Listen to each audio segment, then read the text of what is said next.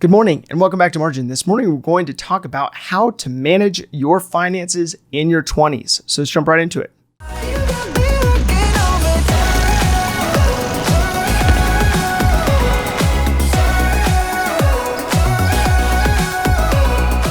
So we're going to take the next 5 episodes to go through 5 specific benchmarks to manage your personal finances in your 20s. Now, you may not be in your 20s, but this is an opportunity for you to make sure that you've actually hit these benchmarks yourself. And if you have, feel free to share this with someone. Share this episode, share these episodes with someone who may be able to benefit from this content, because this is a perfect opportunity for you to have a reset, for you to have an opportunity to be able to look at the aspects of your finances that you need to shore up. So if you've been following my content for very long, you probably know that I am pro education. More clearly and more specifically, I'm pro the right education. Now, needless to say, there's a lot of bad information out there. There's a lot of bad advice out there. Whether it's misinformation or it's misapplied information or it's simply just bad information, people can unknowingly build their lives on strategies that may not actually work for their specific situation. Although personal finance is, personal to you in particular, I believe that there are simple benchmarks to follow in order to set yourself up for financial success. So I know that there's a lot of advice out there from influencers who use their platform to speak on topics that they may have an opinion on, but not necessarily be qualified to speak to. Unfortunately, though, these self-acclaimed subject matter experts end up leading people down paths that they have no business being on. And oftentimes, people who assist people with getting their finances in order, like myself, end up dealing with the ramifications of this. So all this to say, my focus is to help you build margin into your personal finances, which requires that people make a shift in their mindset in order to approach each aspect of their personal finances appropriately. And so this is not to, bash content creators for their creative outlet. It's really to just bring an awareness that you need to actually do your research. Now, I have a lot of experience with both corporate and personal finance, but don't just take in the information that you hear on this platform or anywhere else, but utilize wisdom in order to filter the good from the not so good.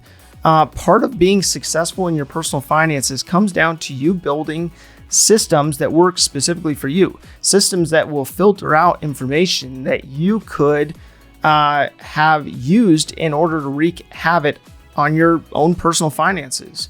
So this will prevent you from just following current trends on handling your finances in a way that may be counterproductive to your goals, and instead applying an evergreen financial approach to your personal finances and then building from there. So that all said, I believe you should be a lifetime learner so that you are better equipped to decipher not only between what's inherently bad advice and what's good advice, but also between what is technically good advice and the best advice for you when it comes to your personal finances. You're in your 20s and you're trying to educate yourself on the topic of personal finance, a topic that seems like everyone has a strong opinion on. Where do you even start? From a standpoint of figuring out where to start, you first want to look at knowledge from a standpoint of where you're getting your knowledge from, where you're getting your basis of knowledge from, and being able to look at applied knowledge, looking at experience and resulting intentionality around decision making, otherwise known as wisdom. So actually taking information and applying wisdom to that, and then figuring out, okay, this occurs over time. You take information and you actually critically think in order to form your opinion over time. Now, I believe that Your chronological age is not necessarily correlated to your maturity. Now, this is also true with your personal finances, as I know some 20-year-olds who are in better financial positions and are better with their money than people twice their age. So for example, there's a guy by the name of Lucas that I mentor. He's 20 years old at this point and in college. He's working at a trades job, so he is in a electrical field. But anyways, he works for a local government contractor while he finishes school. He has his truck paid off and has paid his way through school so that he does not carry either an auto loan or student loan debt. Now, he has a goal to save $20,000 this year alone in order to boost his savings to $50,000 by the end of the year. He told me recently that he's planning to pay cash for a house in the next 3 to 5 years that he can then house hack. Now, if you're not familiar with what house hacking is, it basically is a method that people use to buy a property and find ways to cut the costs associated to living in that property. So most commonly, typically people I see, utilize the additional bedrooms in their home in order to rent them out on Airbnb or just do a long-term rental on. This typically covers the majority, if not all, of their mortgage, their taxes, their utilities, and upkeep otherwise. And as a result, it helps establish basically a financial basis for that individual. So as I've helped him build a budget to operate off of, my first recommendation to him was to build a good defense. Now, we've talked a lot about defense before, but the same advice applies here.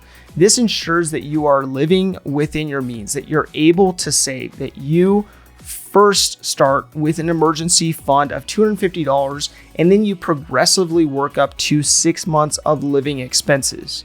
Now, you could use something as simple as the 80-20 rule that we went over previously, which looks at saving about 20% to pay yourself first, that would then go towards your emergency fund. Then the rest of it you spend on lifestyle accordingly, but it makes sure that you bake in savings.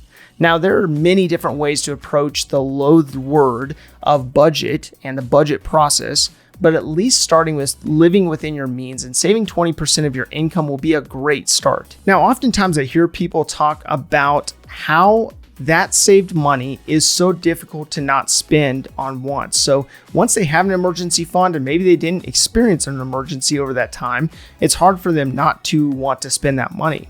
So for example, Lucas and I were talking about his desire to want to upgrade his truck. His truck's pretty old at this point, and he wants to buy a new version of the Tacoma that he owns next year. Now, this would completely hijack his housing plan, of course, and would put him back to where he would have to save for multiple years in order to get back to the same place. But what I encourage him to do is to delay that gratification so that he can get that core component built in for his financial plan. So much like my advice to him, know what you are actually saving for and how much you are actually saving so that you know what your trajectory looks like, how long you're going to have to save for, and so that you're not tempted to spend on things that may derail your financial plan.